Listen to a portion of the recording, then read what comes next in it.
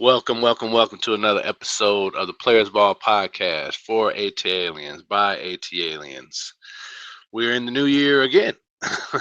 We're gonna keep giving y'all the content that you like and love. Um, I am in the middle of a move, and I got stuff everywhere. Life is chaos right now, and I feel like my sports teams are like at zero. There's nothing popping. Well, except for the Hawks, and we're gonna talk about the Hawks. But I don't think Atlanta sports or Georgia sports, let's say, could be any more different than the rest of my life right now. And it's usually fueled with chaos here in the A. So I kind of appreciate the reprieve. Um, what say ye? I mean, You sad football's done? I wish there was some games still to watch for our teams, right? I've tried to catch a little bit of the NFL playoffs, watch most of the college football playoff games. So yeah, I mean, I definitely wish our teams were doing it. I understand how chaotic moving can be, so I definitely can empathize with you. I would say that there are a lot of hot, like news things going on with our franchises, but none of them are really earth shattering news, right? You Right. got some tidbits going on with Atlanta United. They signed a couple players. They did over the winter. They hired a GM and a new coach. I saw that. So they kick off their season, I think, in February. So they're getting real close to being back. I think um, baseball reports to spring training in like a month and a half to 2 months. And so there's a couple things going on with them, but nothing real earth shattering again. They did re sign some guys or sign some new guys to 1 year deals. Um, but by and large, the team that's going to be suiting up come spring, it's going to look a lot like the one that we saw last year. So not a whole lot going on there, but we are in the silly season for college football with the transfer portal getting ready to close, wrapping up the season with the national championship, and a lot happens in that winter period where you have National Signing Day, high schoolers coming in, you have the playoffs, you have the transfer portal, and then we're gonna have a pretty long dead period soon once the game wraps up on Monday. And really, all there is left is the Hawks and Falcons, and the Hawks are the only ones still in season. So Hmm. So let's start with the Hawks, man. They they closed out 2024 with a bang, four straight wins, quality wins against strong opponents. And then they went on a West Coast trip and four games played, one game won, lost to both the LA teams, which the Lakers is more disappointing because I don't think they're very good. But we lost to the Nuggets again, and they're just a dominant force.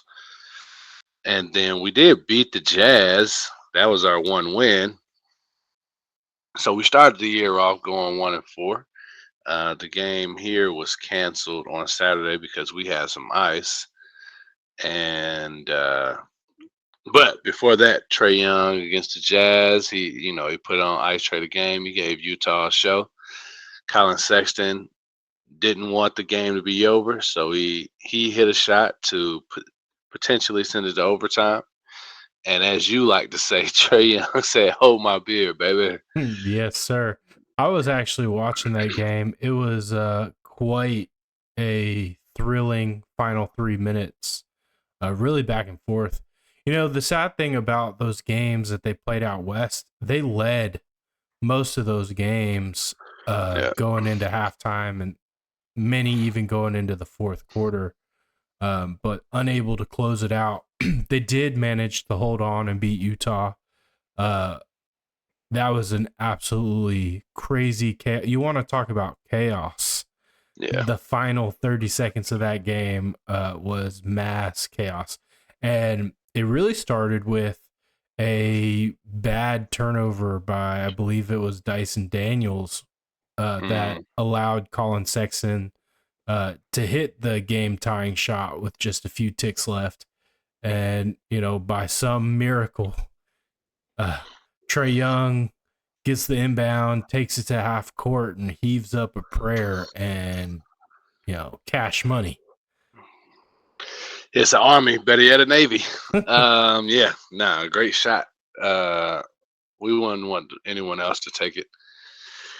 There was something that came. I was talking to Dion over the weekend, and he was saying that how the the half season awards kind of came out, right?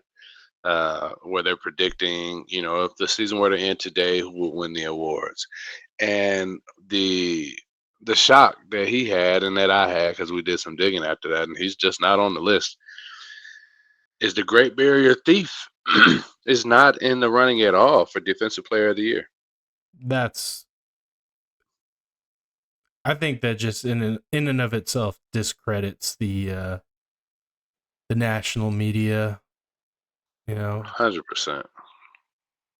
We've talked about Yeah. it. A lot of the stuff's popularity contest. It's not always strictly merit based. I mean, it should be statistics based though, and that doesn't seem to. He's leading the league in steals by a very large margin. He's taken a bottom of the barrel defensive team to like lower half, lower mid half. I mean, it's just continued disrespect to you know to the city. If you ask me, that was very shocking to me that he wasn't even mentioned. Yeah, I mean, we still have 38 games to play, somewhere around there. So Yeah, yeah. a lot can change. I think if right now we're sitting at ninth, if the Hawks can push themselves into the top 5 in the Eastern Conference, I think the eyes will be put on him and he'll have a better opportunity to win one of those awards. I think it's hard when you're, at the halfway or bottom half of the league to really get any looks for awards. Mm, so who do you think is in the lead based on that? Oh man, I have no earthly guess. It's the Spurs. They have a worse record than we do. Well, it's Wimby. They Oh, have a worse record than we do. Wimby's And I'm not even saying that, he needs to win it. I'm just saying, some acknowledgement would go a long way a into, finalist, right? validating all the work that he's doing.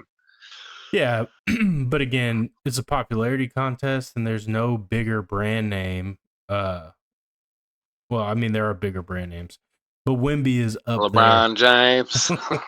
I mean, I can name a few, Luca, but either way, Wimby's up there as being crowned the next big thing, right? And Yeah.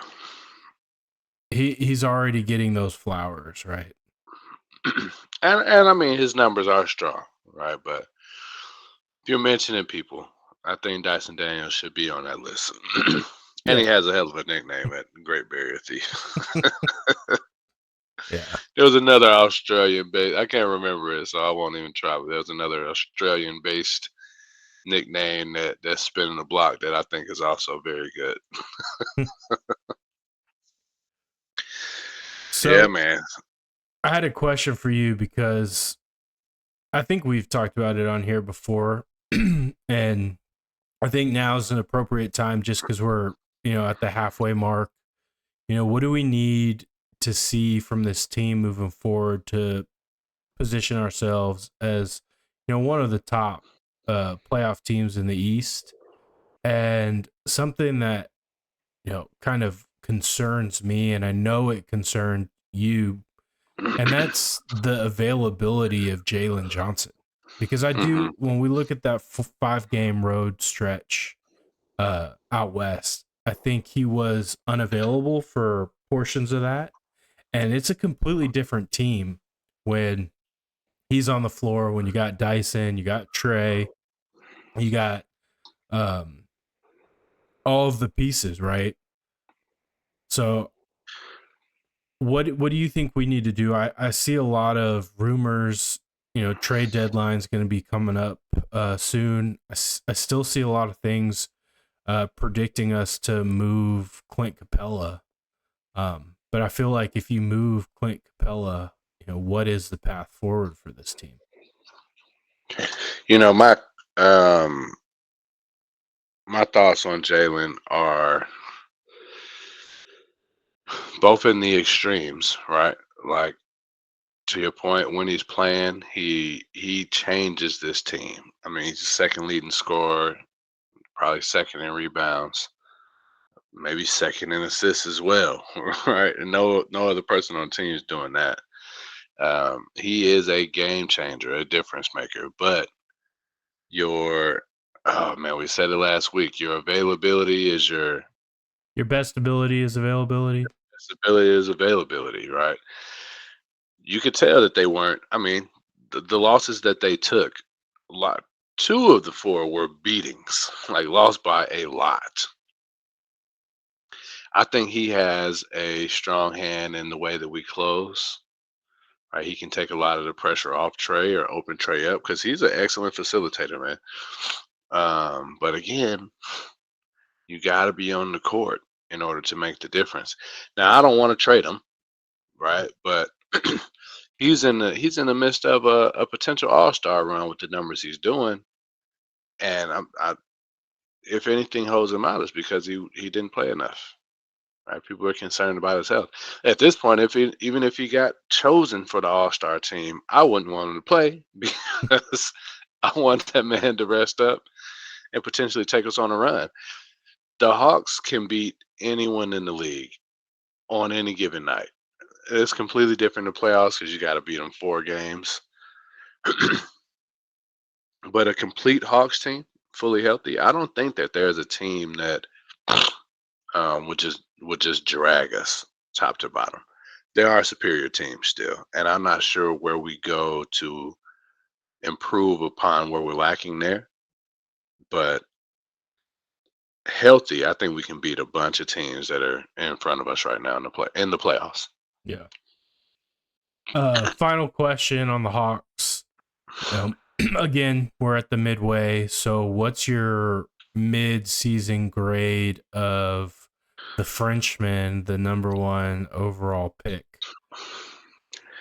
I think Ricochet has taken a bit of a back seat to DeAndre Hunter, who also wasn't mentioned in this. Or no, I think he was mentioned in the Sixth Man of the Year conversation in the midseason awards that I read. He was featured. He was the only Hawk that was featured. I thought Jalen Johnson might have been up there for most improved. He wasn't. That said, I don't think I can give Ricochet a grade, especially with the place he was picked.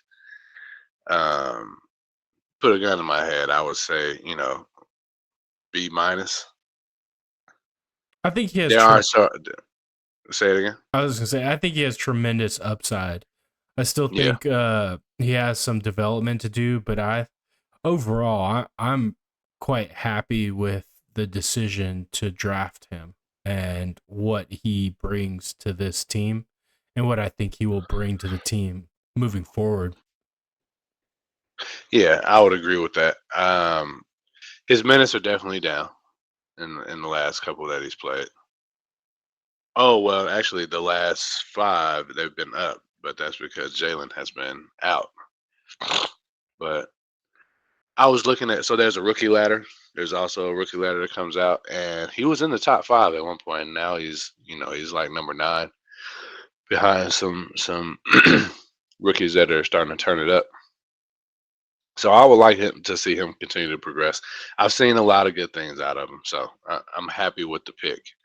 Um, But more than that, I don't. I'm not quite sure yet. Book's still open.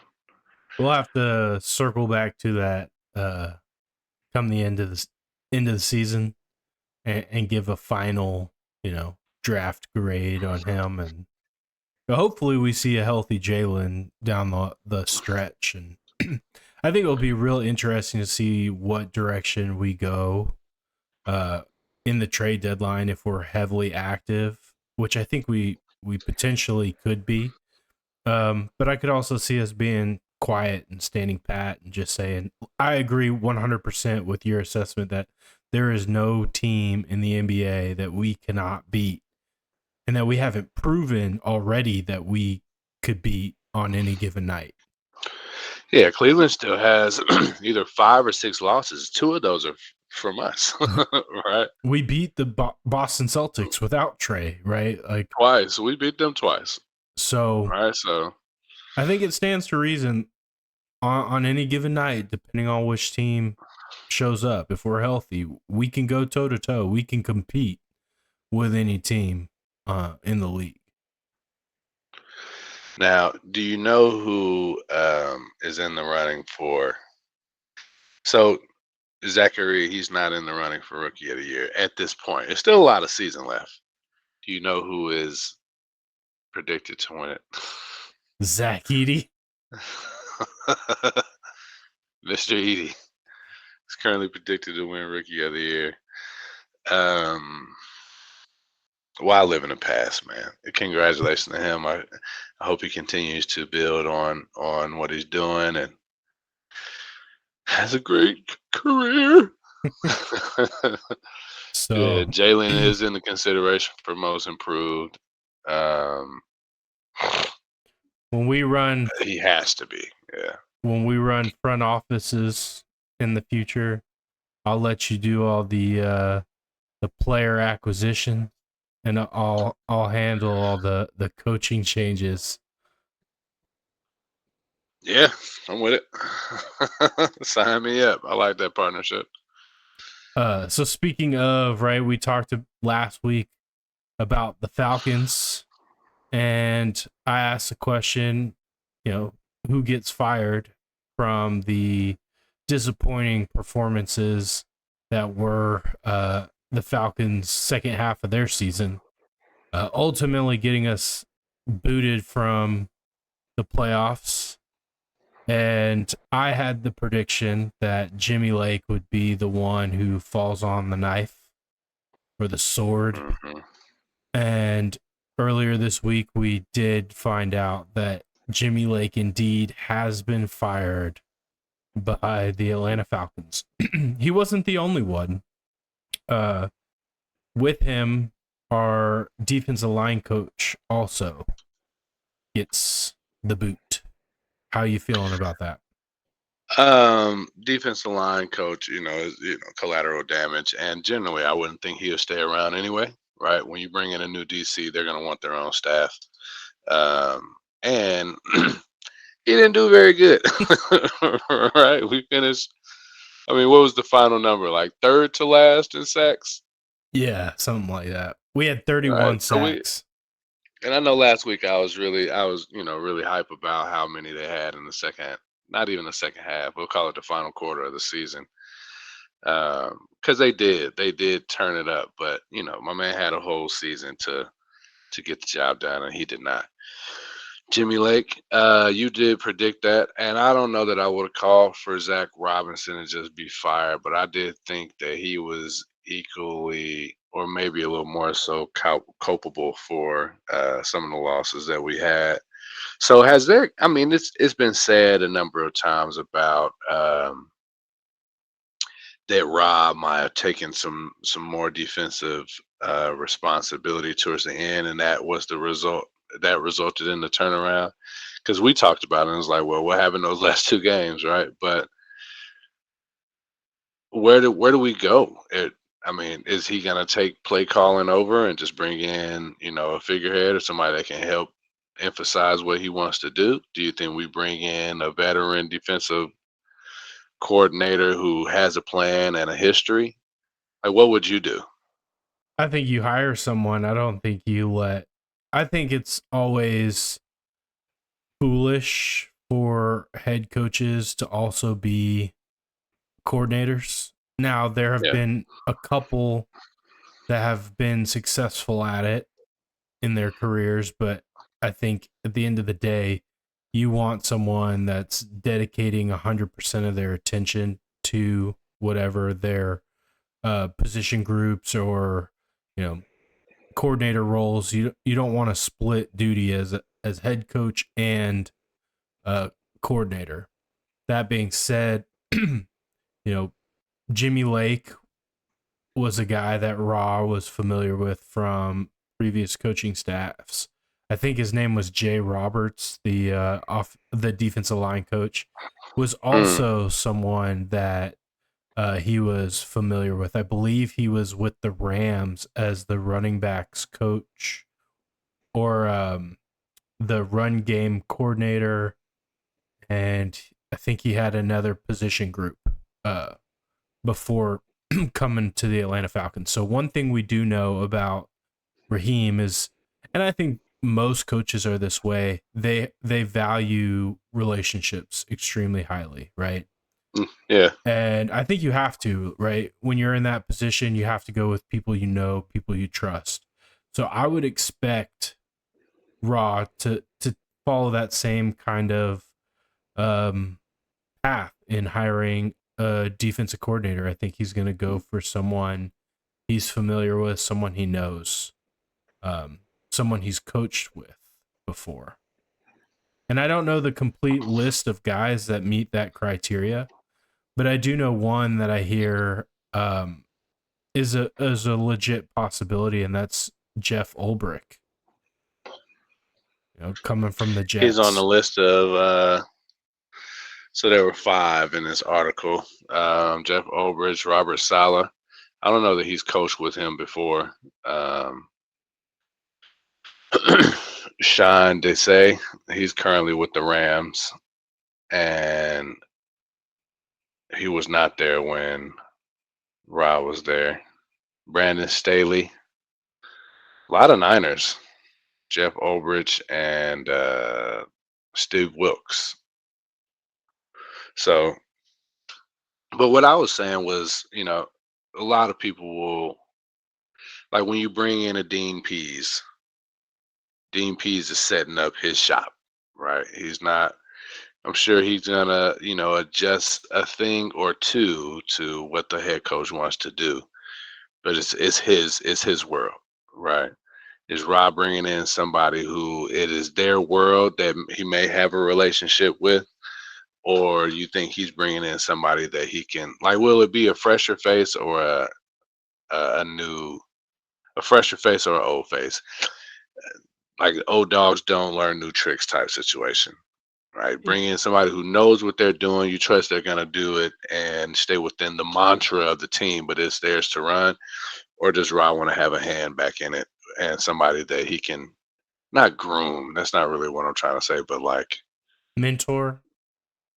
influence, Yeah. because they don't have to not have experience, Right. right? But maybe maybe this is their first time being a DC.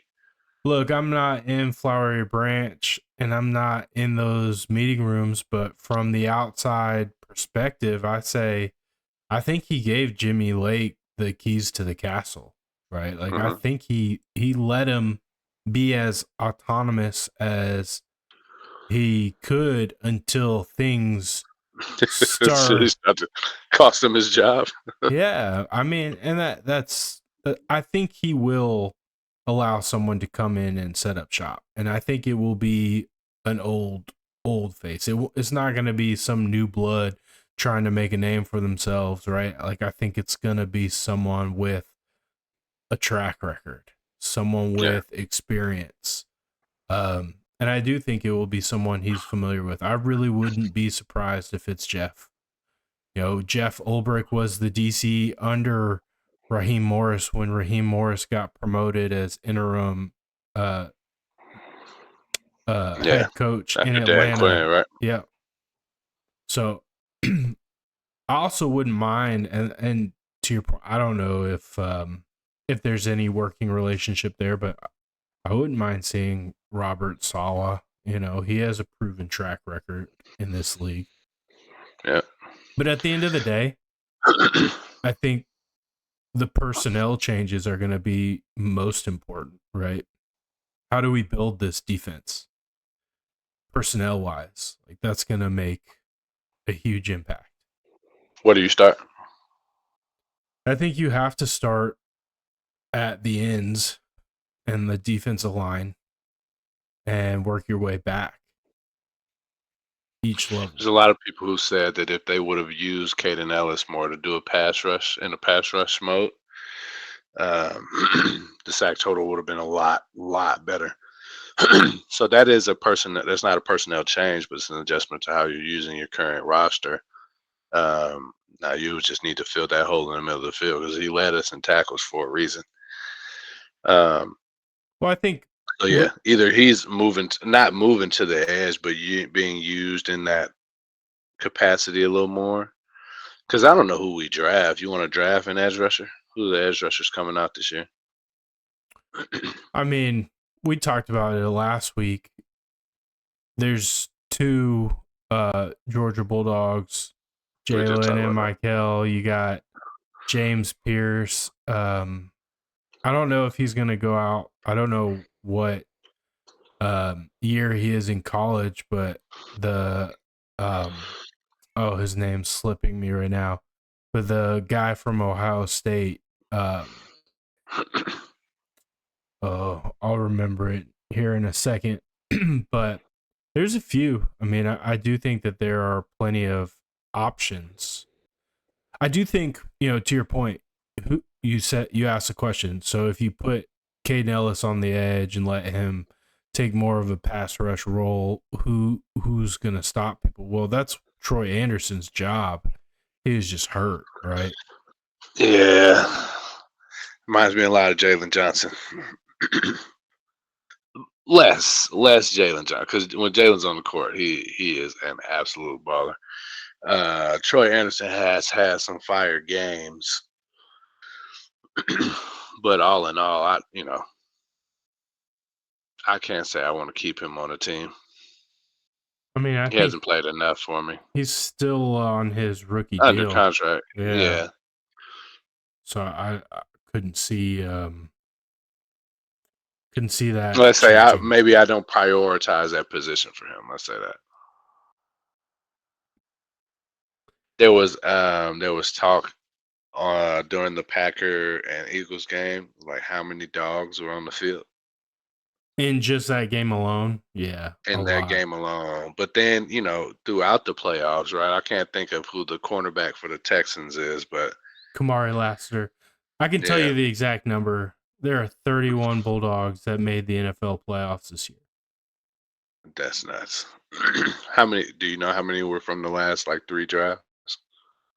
No, but I will say a large majority of them are from the Kirby Smart era, which is the last 8-9 years. Yeah. 31. Yeah. What do we compare that to? Is there another school that's even close? No. If I were just looking, I would look up Alabama and LSU. They tend to put a lot of guys in the NFL as well. High level guys. Yeah. Because everyone that, they are difference makers in the games that they played in. I would say a lot of the Georgia Bulldogs are difference makers. I mean, the entire... Yeah, no, that's what I'm talking about. I'm talking about the Dogs. As well as Alabama, right? I mean, Derrick Henry, just alone, he's a force. Yeah, Jalen Hurts. Yeah. Devontae Smith is one. Yeah. Yeah, I mean, like I said, there's a lot of them in the NFL. But I think the streak, I think we're up to 14 years with Georgia Bulldog playing in the Super Bowl, and it's already guaranteed. Really? Yeah. Every team left has a dog on them? Yeah, and the only one I couldn't think of, they're playing tonight, and it looks like they're going to lose. But I don't The know. Vikings. Yeah, I don't know what player for the Vikings. Because Lewis Seen was one, but he's on the Eagles now. But yeah, every team remaining has a Georgia Bulldog. Yeah, yeah. I mean, they put out the talent, man. They move it around. Before we pivot to them, because we can definitely talk about it. Did you see that Terry Fontenot came out? Said Kyle Pitts needs to step it up. Yeah, I mean, I saw where he said he was going to give him all the support to try and reach that rookie year that he had. I'm like, what support? You're an NFL tight end. Yeah, You're a professional athlete. Like, what does the GM need to do to support you? Doesn't he get you a life coach? Like, what are we talking about here? yeah. I just like that he one. I didn't realize that was his first pick as a GM for the Falcons. So he'll forever be tied to Kyle Pitts, right? Mm-hmm. But his quote says, "When you take a player that high in the draft, obviously you expect a certain level. Kyle had a really good rookie year. He hadn't equaled or exceeded that production since." And then that ends the quotes, but it says Pitts needs to step up and that they will have to support him. So he's on the last year of his rookie deal, right? Yeah. I'm hoping he's on his way out, man. We talked about that at nauseum, though. Now, I did see a very interesting clip. I don't know if I shared it with you or not, but someone went back and they clipped all the plays that Kyle Pitts went out for a route. There are a lot that he was open that the ball just didn't go his way. And some of it, You could clip that for every receiving position in the NFL except for like the top 5 guys, right? every play. Yeah. Hmm. Like outside of Jamar Chase, Justin Jefferson, if you're not the number one, you're just not going to get looks. And it wasn't every play because we saw him drop balls. We saw him appear to be overthrown, but he had just given up on the route. We saw some bad passes to him. So this was just looking at I believe it Wide was open. the game against Washington or against Tampa. It was a specific game. They were just looking at one game. And Yeah. I mean, to your point, I think what it speaks volumes of is the team, whether it's the offense coordinator or the quarterback, they just lost trust in Kyle That's Pitts. what I was going to say. Yeah. And that's why the ball wasn't going his way. But, what do you do to regain that trust? You got to show on film that you're there, and then when you get your opportunities, you got to capitalize them. And You can show more than just on film, though, to your teammates, right? Just with your expression of wanting to do more, right? Displaying that you being the first one in the gym, the last one to leave, asking if you can get some extra time with, Big Penix. If you lost trust, if they lost trust in him, it wasn't just for his play on the field, is what I would think. Now that's probably the heaviest factor, but I'm sure there were other attributes to be considered there. How you practice, how you play, or you play how you practice. so He that's wasn't playing good, man. So he probably wasn't practicing good either. yeah, absolutely. But yeah, I thought his comments overall were pretty interesting. He Fontenot took Scary Terry?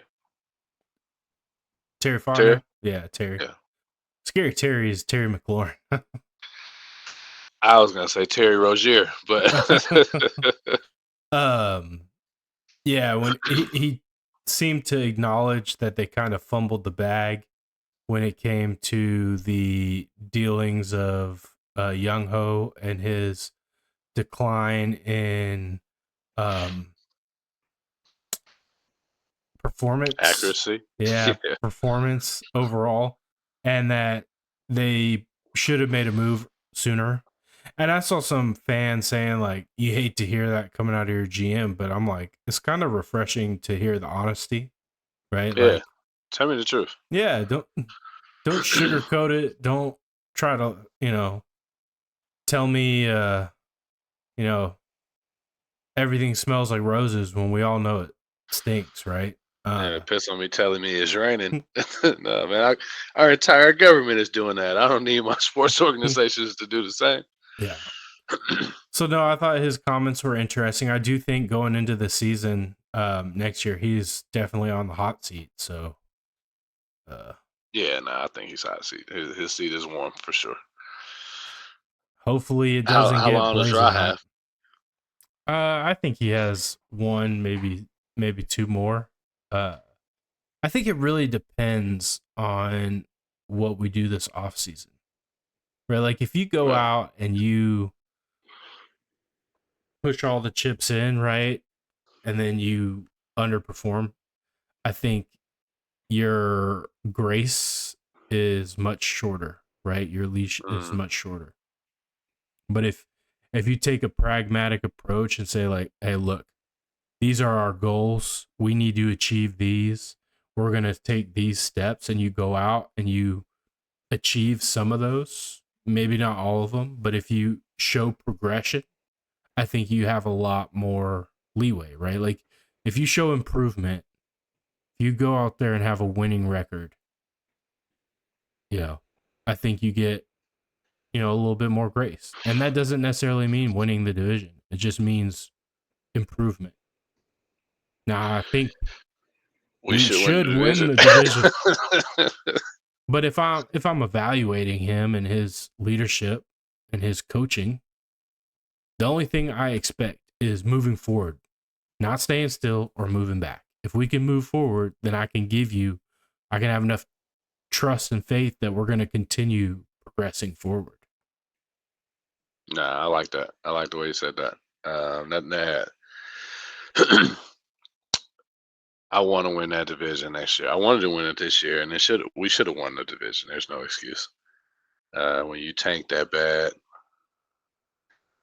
you lose. That's it. You lose 4 games in a row with the performance that Kirk had. It's just not a recipe for success. What are they gonna do with him? Do you think it's smoke and mirrors? I was just going to ask you. Do you think it's smoke and mirrors that they said that they are fully comfortable rolling him out next year as the backup quarterback? Yeah, I do think it's smoke and mirrors. They just don't want to show their hand. They're trying to maintain some trade leverage. That's exactly what it is. Like, nah, we're fine. Don't worry about it. We'll keep him. Don't come with no bull offer, no trash, because we're gonna say no. Is what they're basically saying.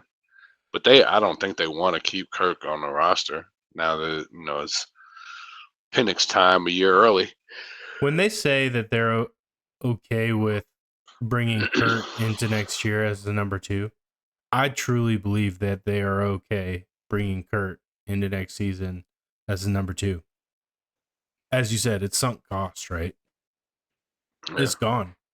But I do think that they would prefer to move him because I yeah, do think that you can gain back at least enough draft capital, not draft capital, but maybe draft capital and financial money capital to add a piece, right? yeah. I think I agree with you. I do think it's smoke and mirrors in the sense that it's some gamesmanship, right? They're trying to keep the value. They're trying to keep the cards close to the chest, but I fully believe they want Kirk gone um, for the right price. Now, if that price does not arrive, yeah, I agree. I think he will be, the number 2 quarterback behind Michael Penix, and I'm okay with either one of those scenarios. Yeah, me too. I don't want to let him walk for nothing.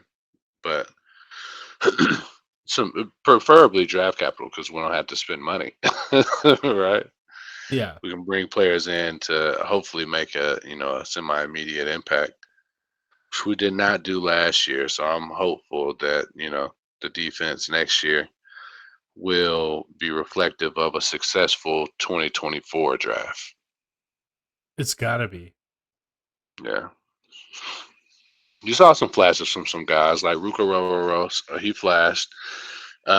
Zach Harrison is not last year's draft. He's in his second year, but he had some flash. I just don't know how much opportunity these guys had. That the defensive line seemed like it was just constantly in heavy rotation.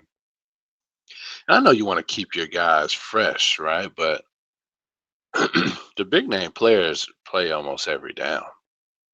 I do think that there were some scheme issues Mm, last year, for sure. And I mean, you've brought up several points over the last, I don't know how many weeks, but Matthew Judon dropping back in coverage, not taking advantage of guys' strengths. Caden Ellis, as we discussed earlier tonight. So, yeah, yeah. I mean, I definitely think there were some scheme issues. And it showed when whatever switch was flipped and we started getting sacks. The problem was we still had a talent deficiency and weren't calling plays correctly, performing correctly. Right? We gave up 44 points to the Tampa Bay Bucks in a must-win, or to the Carolina Panthers in a must-win game. Yeah. The division should be improved next year too, which is the problem. Um, the Bryce Young that finished the season is not the one that started, and if he can ride that into next year, they'll be a lot better for it. And I think they I have a think the lot of money. Saints, I think they have a yeah, lot of yeah, money they to do. build around him. hmm The Saints are better. They will be better. It might not be good, but they'll be better. And they got Baker locked in. The Bucks. Mike Evans could be back for another year. Chris Godwin should be, healed and ready to do some damage. So, the NFC South, which has been the pits, for the last 2-3 years, um, is less than ideal that we all rise up together. I would much prefer it just be the Falcons being the only good team in the division, and we walk into the playoffs for the next couple of years and have an easier road to make some noise. But that doesn't seem like what's going to happen. So Yeah. we shall see. So, a little dog bite, if you will. We talked about Jeff Ulbrich and him being a possible um, replacement for Jimmy Lake. hmm So, in his first stint in Atlanta under the Dan Quinn administration, when he was hired from UCLA, and he was the linebacker coach there, and he had the commitment of one Roquan Smith. Mm. And when he left to go to the Falcons, Roquan flipped his commitment to the University of Georgia. I did not know that. I'd So, love to have Roquan Smith. Are they a package deal? No, I think he just got a bag. So no, but it's such an interesting turn of events, right? Because Roquan was a huge piece to leading Georgia to the first national championship appearance. He was a Butkus Award winner. He's mm. been a top tier linebacker in the NFL for almost a decade now. And So much of his talent and career was wasted in Chicago. that's where most talent and careers are wasted. There in Tennessee. Yeah. Yeah. So But he was a Kirby Smart product. yeah, well, kind of. He played 2 years under Kirby. Okay, he started with Mark Richt. Yeah. I believe, because we went to the national championship in Kirby's second year, and that would have been Roquan's junior year. So yeah, he had to have been in Athens for a year prior to Kirby. Yeah, his numbers are crazy. Fifth in tackles. He just does everything very well at a very high level. I'd love to have him on a team or somebody like him.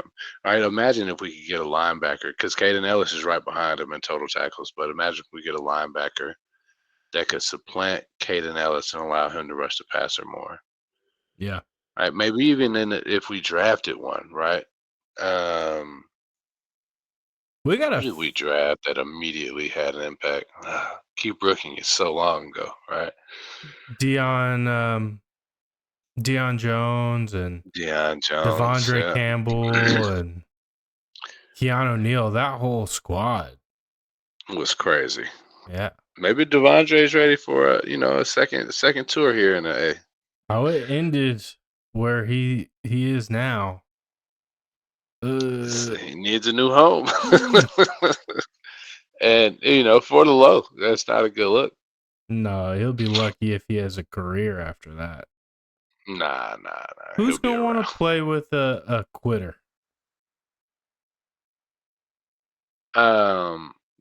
You know how many more people have been slighted in that form than have not? As far as like you having success and somebody comes back from injury and you're yesterday's news. You out with the trash. I'm sure a lot of football players in the NFL have that story and can relate. Did he handle it poorly?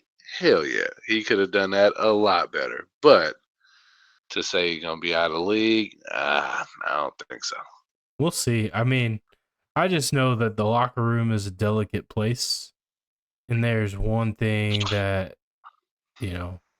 players won't forget, and that's you quitting on them in the middle of a game.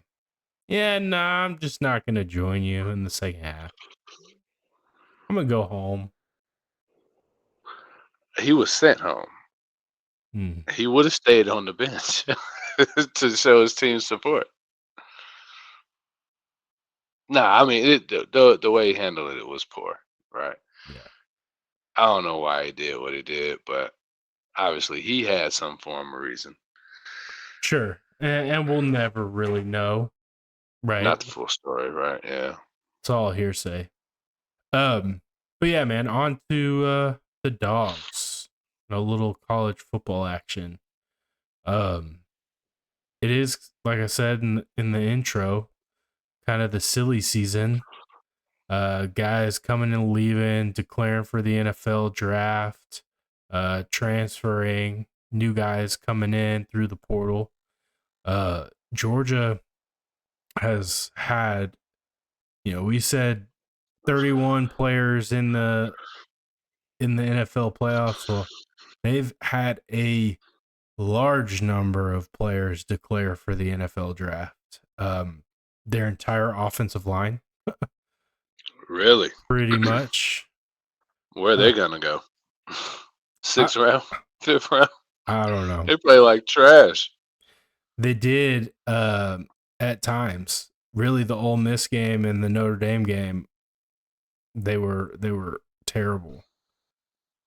Texas has a strong defensive front. They got the run going eventually, but they weren't great in that one either. The Mm. SEC championship. No, and I think they had some issues at some very key positions on the line. Like they Mm, had an issue with the left tackle all year, right? Like even in the Notre Dame game, they switched the left tackle during the middle of the game. Like at halftime, mm. they rolled someone else out. So there is a lot of heat, at least coming from fans on firing Searles, their offensive line coach, just because people aren't happy with the play and overall development of those guys, because they recruit big boys, right? Hmm. And historically, Georgia has produced some really good offensive linemen. Yeah. Um, so and some top, first round draft offensive linemen.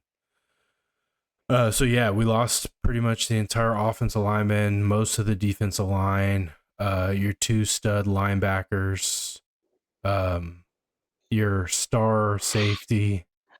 I think most fans would be glad to see this man leave, but Arian Smith even declared for the draft. Now, some of these guys were out of eligibility, right? So they had no choice. But there are a lot of juniors who did decide to declare. Some notable guys that are returning: Dalen Everett, the MVP of the SEC championship game. Yeah. Travis Etienne. I can never remember which one's which. Which one's Trevor. Which one's at Georgia? yeah, which one's in the NFL and which one's I think it's Trevor. Trevor, I think you're right. Trevor's coming back. Yeah. You do have a couple defensive linemen that Big Nate, right? Nate's coming back. he was a freshman. He had no choice. I mean, he could He transfer. could, but it wouldn't make a whole lot of sense, I wouldn't think. There are some surprising, like Damon Wilson, who was in line to be a big part of the defense next year. He was a freshman this year, is transferring. At least he's in the portal. He hasn't declared where yet. The initial thoughts were Ohio State. Now it seems like that's kind of off the table, and it might be Missouri. Hopefully they find a way to bring him back, but it appears to be majority a money play. And I was gonna say, there's a way. so some other things that rumor mill says is that it's style of play. Kirby does not tend to lean on one guy. Like you talk about defensive line rotations. Yeah. That is the MO of Kirby defenses, because depth is everything in college football. And so it appears that he being Damon Wilson, wants more, 3-down rushing, scheme where he can be that guy that's just getting after the quarterback all game long. That's like all he wants to do. And that style just doesn't necessarily fit at Georgia, but he came to Georgia. I mean, the defense hasn't changed. I can promise you that. The coaches haven't really changed. The scheme hasn't really changed. So you kind of knew what you were signing up for when you signed originally. So I don't know how much of that is true and how much of that is just to deflect the fact that it's really about the Benjamins. Yeah. Nah. So you've seen him play. Is he that good to be that dog that he wants to be? Not, let's say, DOG instead of DAWG. I mean, he had 2 sacks this year and several tackles for loss. I mean, Okay. he definitely has potential. He's built like a freaking man for a 19-year-old, right? Yeah. To get playing time that early on a Georgia defense, like, you have to be pretty good. Yeah. So he's got some juice there. Yeah, for sure. It is definitely a disappointment. I was excited to see what he would bring. We'll see. I mean, he still has a chance to come back. I think it's highly unlikely. But stranger things have happened. Yeah. What about your boy, man? He's throwing up to you. That's So a really it showed that Carson Beck's gonna make more money than every rookie quarterback in the league next year. So we don't know how much of that is factual. I know I've seen a lot of reports kind of refuting the $4 million number. I thought it was 5. Is it 4? 4 million is the most common one that I've seen. But yeah, I mean, the system is crazy. At some point, I think the NFL Players Association starts demanding for more money because why come play in the NFL when I can play for um, college and make more? Yeah.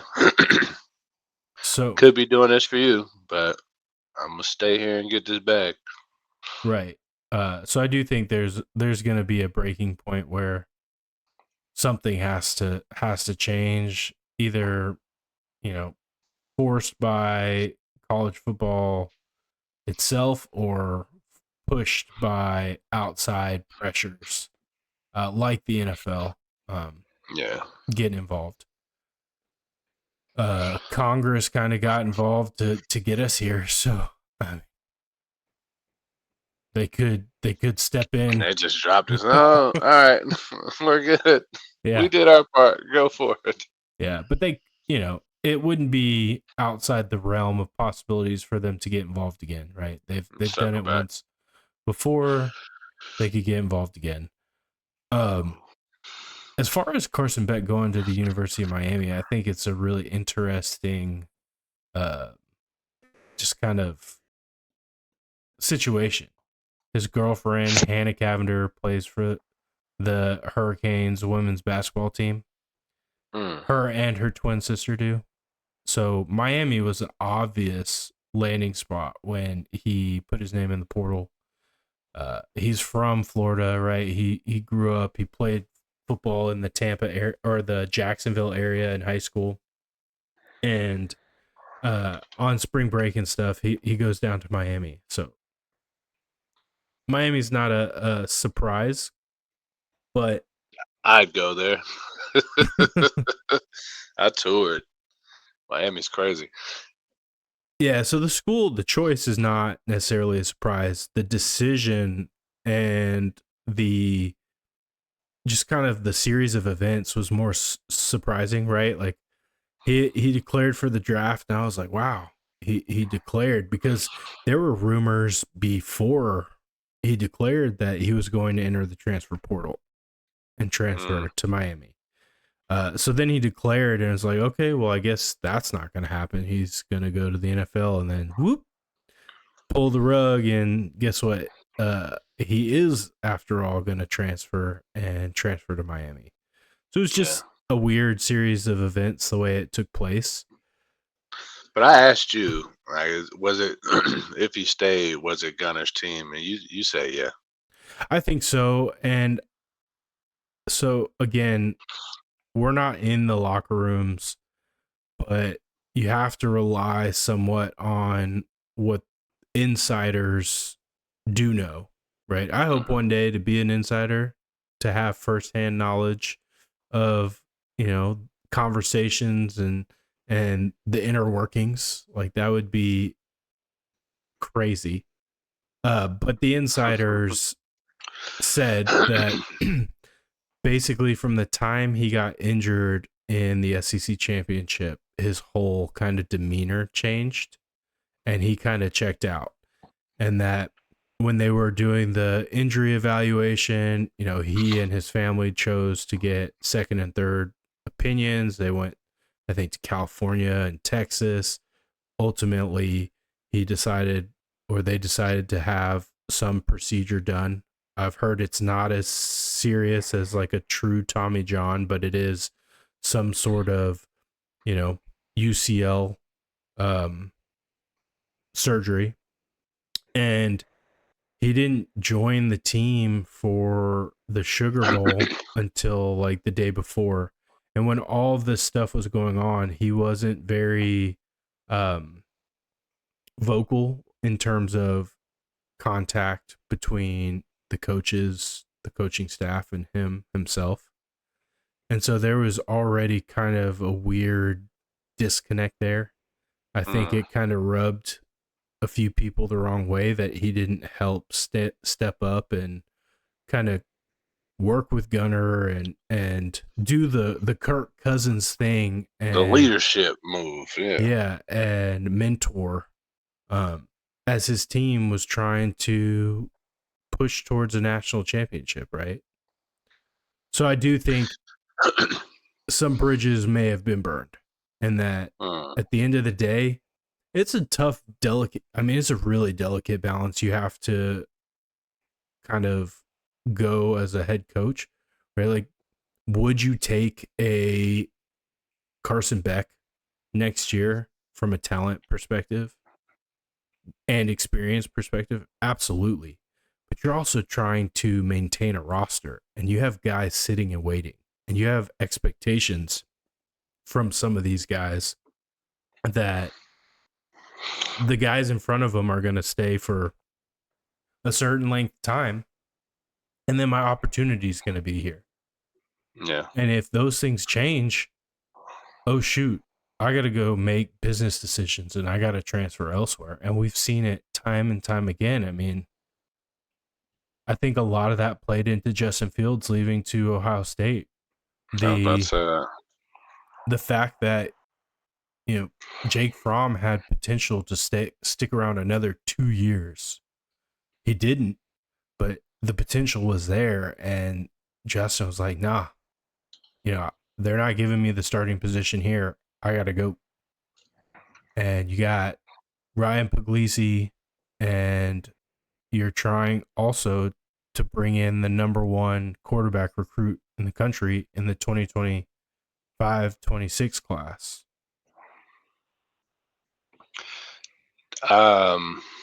Yes, I mean everything that you spelled out means that there wasn't a whole lot of room for error with Carson and his mentality. He is a kid or a young adult, right? So I don't want to bash him too hard, but I could see that, his mental wasn't super still during the season, right? Like he let his bad decisions during the game compound more than once. And that obviously that didn't bode well for his future either.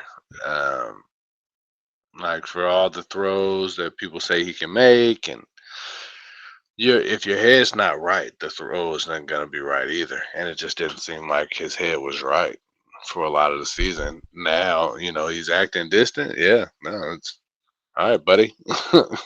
See ya. Well, that, and you have a guy in Gunnar Stockton sitting in the wing, right? And, Gunnar is a baller.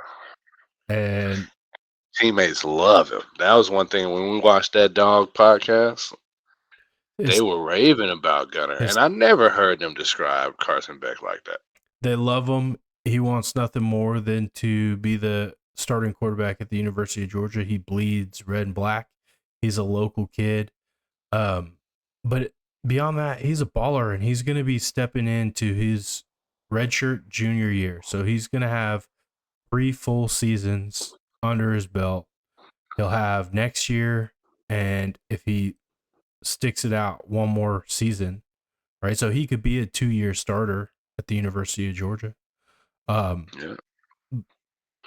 But if Carson comes back, look at Brock Vandagriff.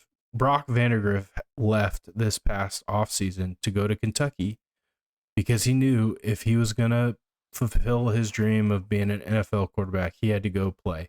And he likely needed 2 years to start. Now, he started this year for Kentucky, and then at the end of the season decided to retire from football.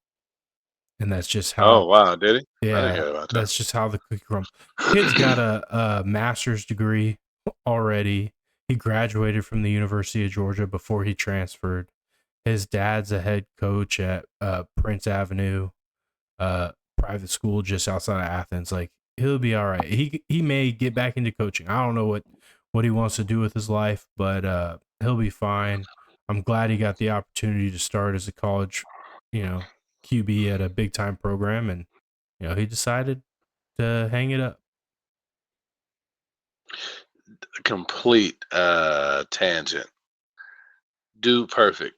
I watched their documentary on Disney Plus, and one of the originators of Dude Perfect, when they all graduated college, one of the twins wanted to pursue it. And was like, hey man, let's do this full time.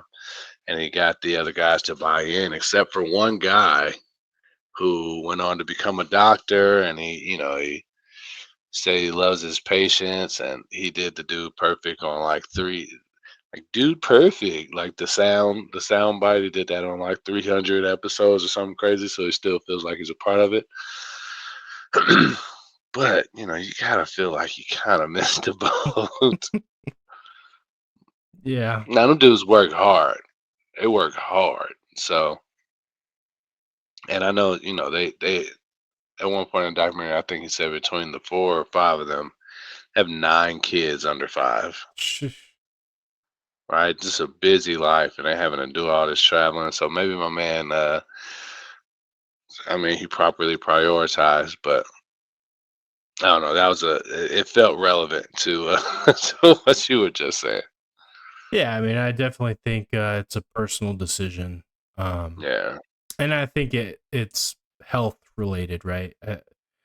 He he did sustain some injuries. I don't know if anything was super serious, but I think at some point when you're just getting beat up and you have to make the decision, right? Like, do I want to be able to still, play with my children someday, or am I going to be Tua Tagovailoa and not remember what happened yesterday because all the head injuries? yeah. There's a lot of people calling for Tua to go ahead and hang it up. And I don't think it's right for us to sit on the sidelines and tell somebody what to do because it's a passion, but clearly he doesn't value his personal health as much as he loves the game of football. Whereas I think Brock Vandergriff is an example of the complete opposite, right? Yeah, yeah. Well, I mean, it's a lot of future to see. We'll see what the Dogs do next year. We'll see what the Hawks can do if we can make that playoff push. We're not too far out of it. Obviously, the Falcons, this downtown for them is it's always just so brutal because it's been so bad for the last 4 or 5 years. Not even having a chance to make a run at it, not making a dance. It's also To your like point, one of the shortest seasons and one of the longest off seasons of the major sports. and for them to not really have, I mean, they have an off season, but the NFL does not take much time off, right? Because Oh yeah. The machine's draft always machining. coverage, yeah, is going for sure. So it takes off like the first month of the year, but there's already mock drafts coming out, right? Yeah. The Falcons at 15, people talking about taking a linebacker. Oh man, excuse me. Yeah, I definitely think that is the move. But it will depend on who's available. Uh, we are coming up on time, so I just want to before we sign off, get one final prediction, if you will, and that is Monday night college football national championship. You got two history programs. Uh, who you got? Ohio State or the Fighting Irish of Notre Dame? Um, Marcus Freeman, he's a brother. Stay woke. I don't vote for my politicians like that. If I don't have a dog in the fight, though, I like to, especially at the Fighting Irish, right? A Catholic school. He's making noise. Everyone has very good things to say about him. Um, so I'm pulling for him. You know, I don't know a whole lot about well, I do. What is it? Chip Kelly is coaching the Buckeyes. Yeah, I'm going No, Marcus. I'm going right. Marcus Freeman over Chip Kelly. Ryan Day is the head coach. Chip Kelly is Ryan the Day, offensive coordinator for Ohio State. Ohio. Okay, yeah, he's on the staff. He's just not the head coach. Correct. Yeah, I like yeah. Marcus I'm going Freeman a Marcus Freeman. lot. So you're pulling touchdown Jesus. Uh, Uh, I think Ohio State wins it. Unfortunately, I hope not. Buckeye fans are the worst kind of fans. Um, I would have some people. say the exact same thing about the Irish. I got a buddy of mine. I haven't talked to him in a very long time, but he's a fighting Irish through and through. The Notre Dame is He's just actually like, Irish, like his heritage, and he will not let that ND. I think he's got it tatted on him. He loves him so much. so if Ohio State is 1A, the Irish are like 1B. Mm, They are below, but they're right there. right there in the hunt, Yeah. in the hunt for it. I do think the talent at Ohio State just supersedes that, which Notre Dame has. So I do think Ohio State wins on talent, but that Notre Dame team plays hard. I like Yeah, Marcus Freeman, and if they can pull it off, good for them. It'll be a heck of a payday just for getting to the Final Four. Notre yeah. Dame pockets $20 million in revenue. Really. Yeah, that's their piece of the pie, and because they're not in a conference, they don't have to share I it. was gonna say they don't have to share it with their conference mates because it's their conference of one. But that in and of That's interesting. itself is another layer to the hate, the That's arrogance. motivation for them not to join a conference. Oh, Like, why would you want to 100%. share? They're another year away from ever joining a conference. It's why they weren't in a conference to begin with, because they were able to profit the NBC contract that they had for many years 100%. But it's also the arrogance and the entitlement that leads to the national hatred for them.